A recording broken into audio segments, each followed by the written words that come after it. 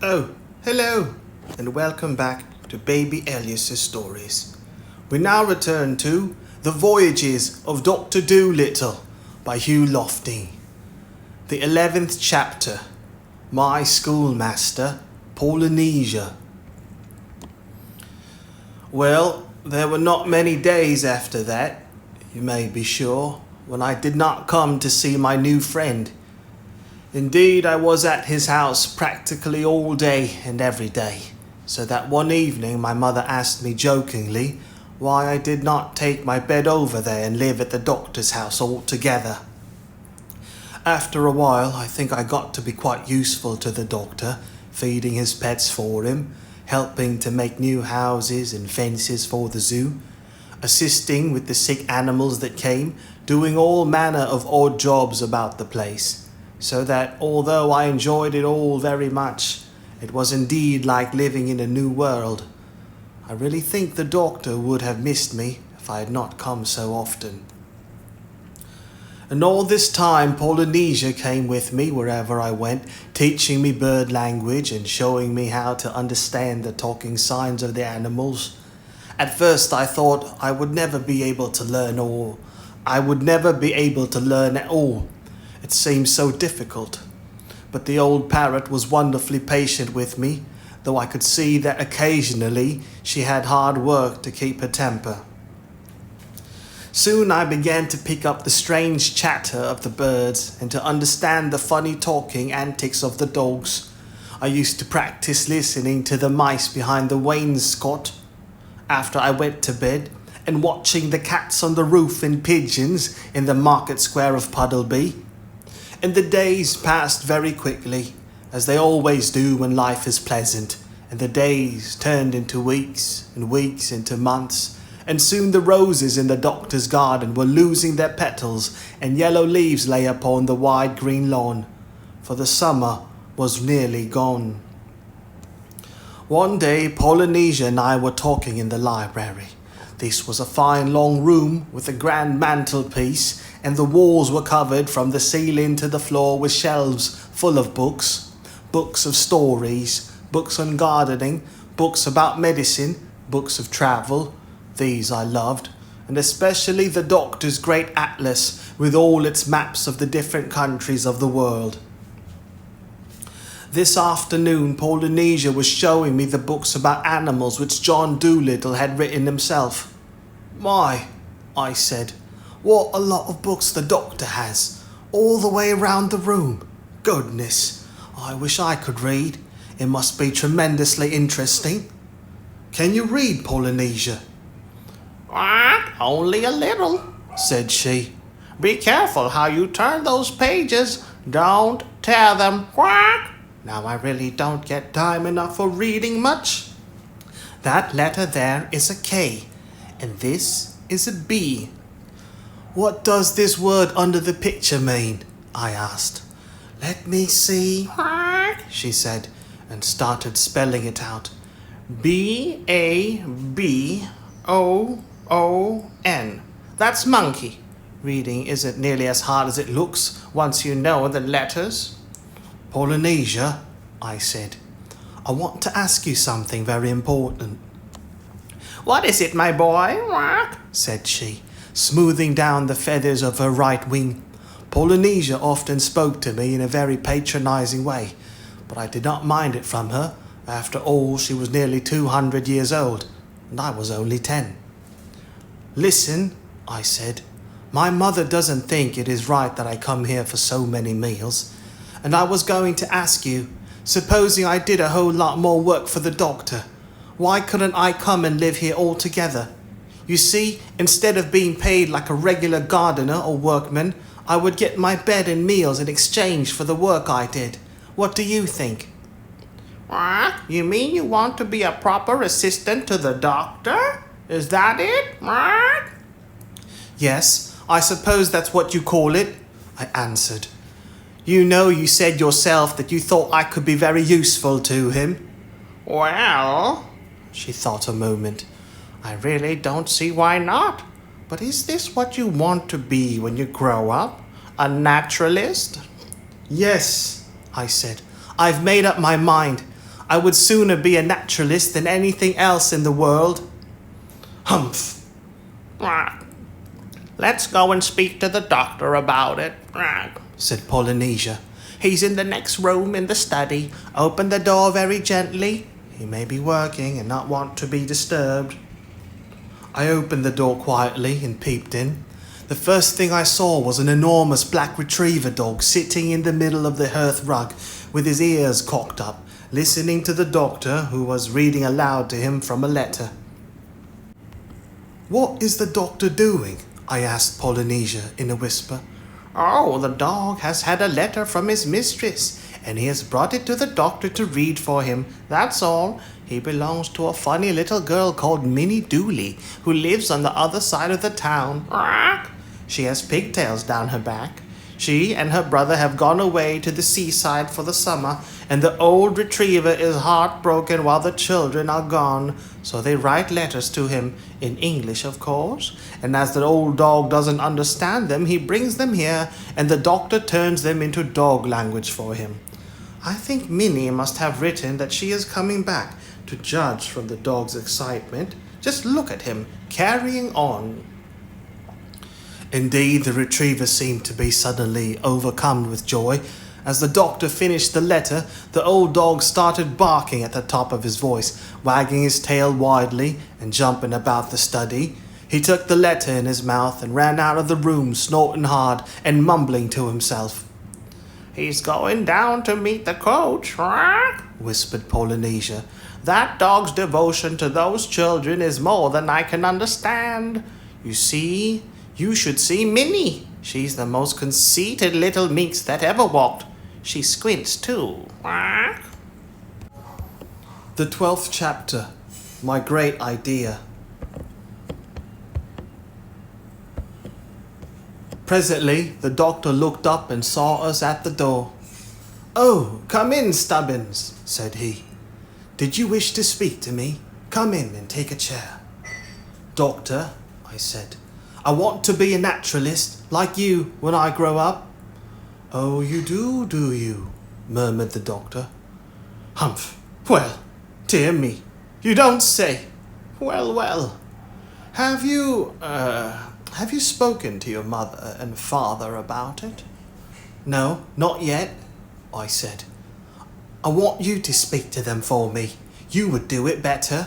I want to be your helper, your assistant, if you'll have me. Last night my mother was saying that she didn't consider it right for me to come here so often for meals, and I've been thinking about it a good deal since. Couldn't we make some arrangement?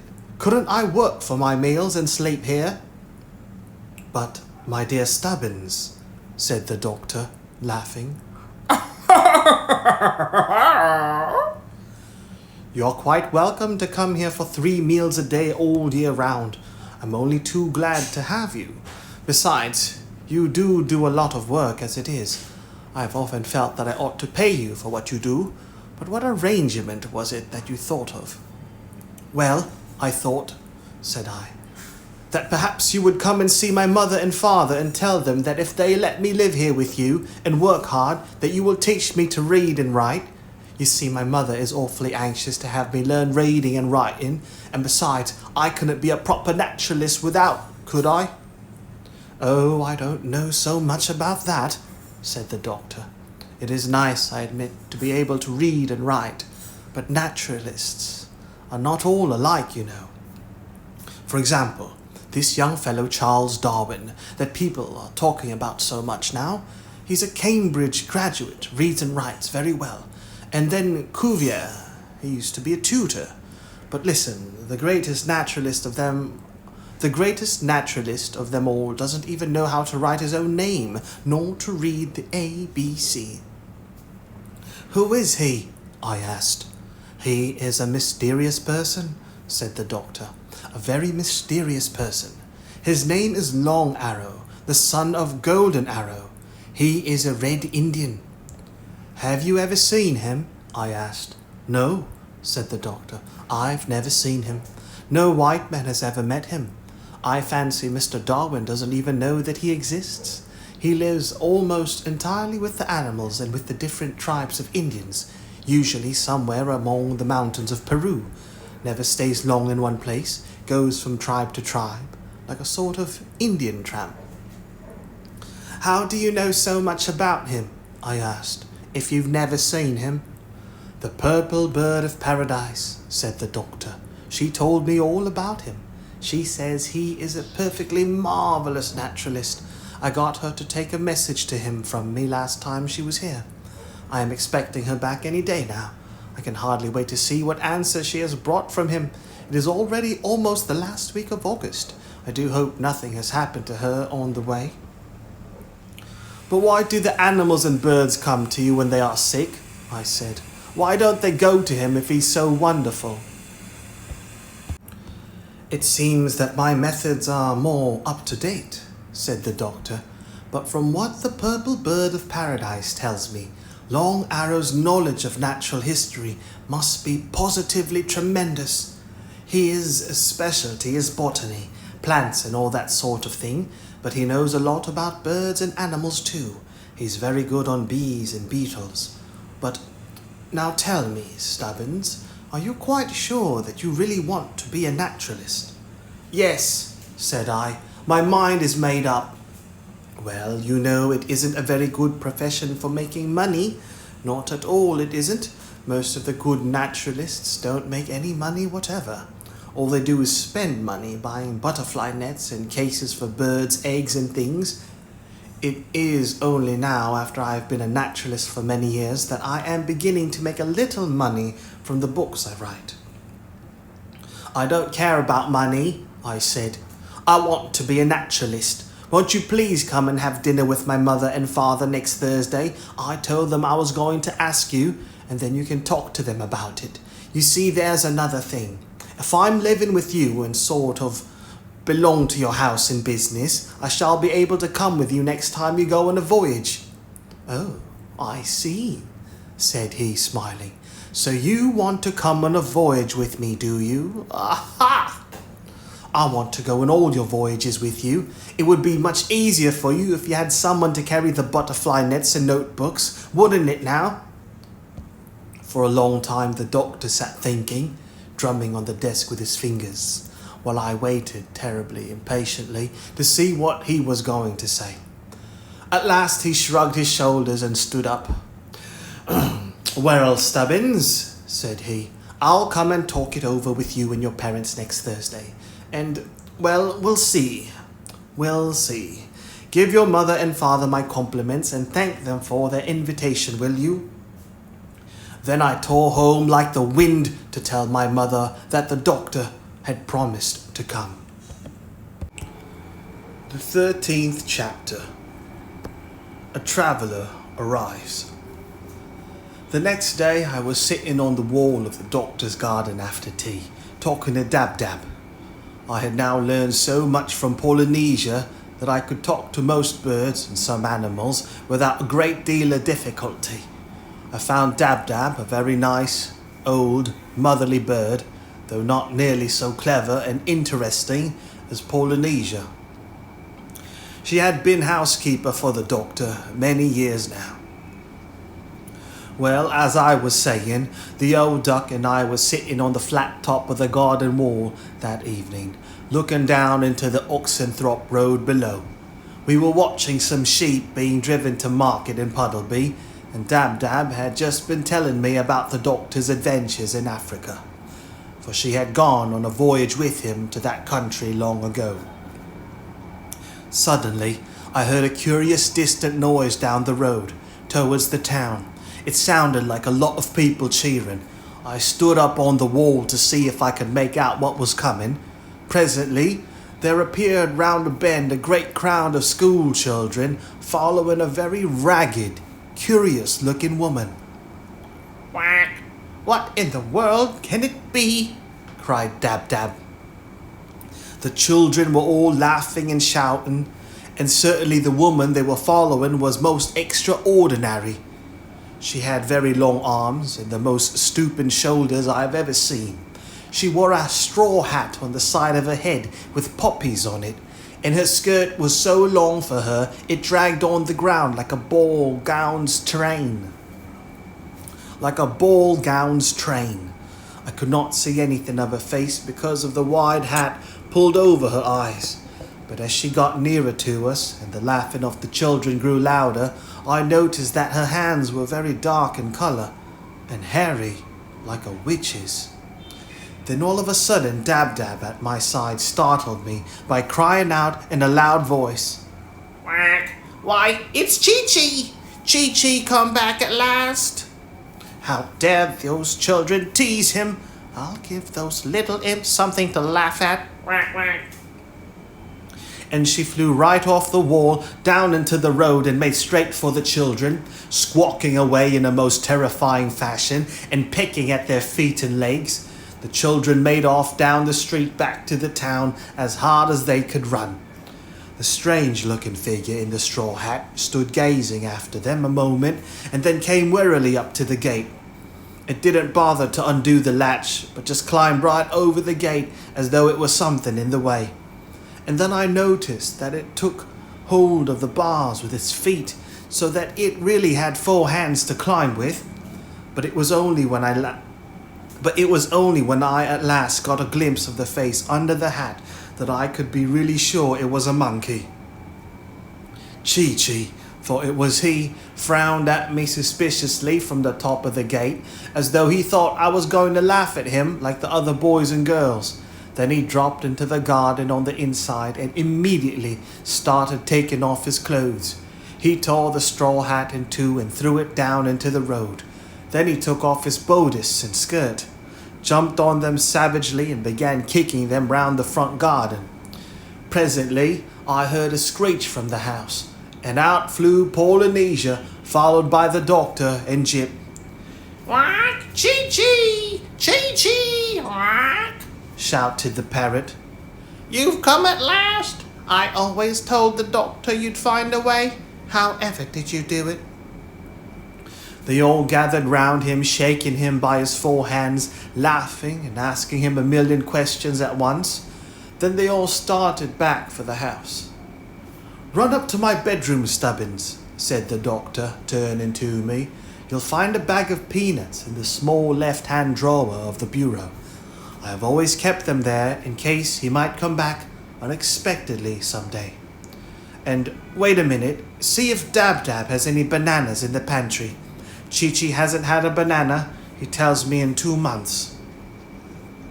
When I came back down again to the kitchen, I found everybody listening attentively to the monkey, who was telling the story of his journey from Africa.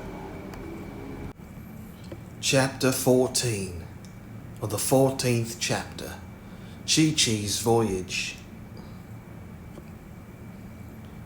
When he reached England and tried to get off the ship, the sailors saw at last that he was only a monkey dressed up in girls' clothes, and they wanted to keep him for a pet. But he managed to give them the slip, and once he was on shore, he dived into the crowd and got away. But he was still a long distance from Puddleby, and had to come right across the whole breadth of England. He had a terrible time of it. Whenever he passed through a town, all the children ran after him in a crowd laughing. And often silly people caught hold of him and tried to stop him, so that he had to run up lamp posts and climb to chimney posts to escape them. At night he used to sleep in ditches or barns or anywhere he could hide, and he lived on the berries he picked from the hedges and the cob nuts that grew in the copses. At length, after many adventures and narrow squeaks, he saw the tower of Puddleby Church, and he knew at last he was near his old home. When Chee-Chee had finished his story, he ate 6 bananas without stopping and drank a whole bowlful of milk. Oh, my, he said. Why wasn't I born with wings like Polynesia so I could fly here? You have no idea how I grew to hate that hat and skirt. I've never been so uncomfortable in my life, all the way from Bristol here. If the wretched hat wasn't falling off my head or catching in the trees, those beastly skirts were tripping me up and getting wound round everything. What on earth do women wear those things for? Goodness! I was glad to see old Puddleby this morning when I climbed over the hill by Bellaby's farm. Your bed on top of the plate rack in the scullery is all ready for you, said the doctor. We never had it disturbed in case you might come back. Whack, whack. Yes, said Dab Dab. And you can have the old smoking jacket of the doctor's, which you used to use as a blanket, in case it is cold in the night. Thanks, said Chee-Chee. It's good to be back in the old house again. Everything's just the same as when I left, except the clean roller towel on the back of the door there. That's new. Well, I think I'll go to bed now. I need sleep. Then we all went out of the kitchen into the scullery and watched Chee-Chee climb the plate rack like a sailor going up a mast. On the top he curled himself up, pulled the old smoking jacket over him, and in a minute he was snoring peacefully. Good old Chee-Chee, whispered the doctor. I'm glad he's back. What? Yes, good old Chee-Chee, echoed Dab Dab and Polynesia. Then we all tiptoed out of the scullery and closed the door very gently behind us. The 15th chapter. I become a doctor's assistant.